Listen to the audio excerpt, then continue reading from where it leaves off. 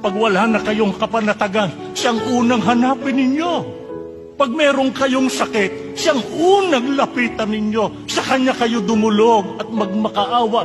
Pagka kayo kinakalog ng matinding agam-agam, lalo na kung kayong ama o ina o magulang na siyang tinatanaw ng inyong mga anak sa kanilang pagiging kalagayan, ang unahin ninyo na lapitan ay ang Panginoon Diyos.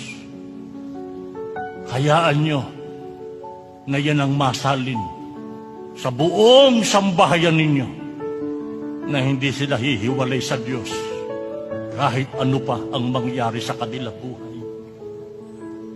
Pagkaganyan, nakatitiyak tayo. Hindi tayo nabigo bilang isang ama na responsable.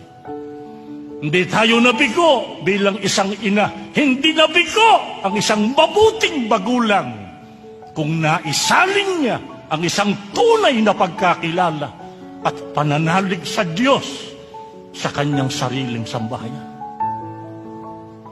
Sana ganito ang maging kalagayan nating lahat.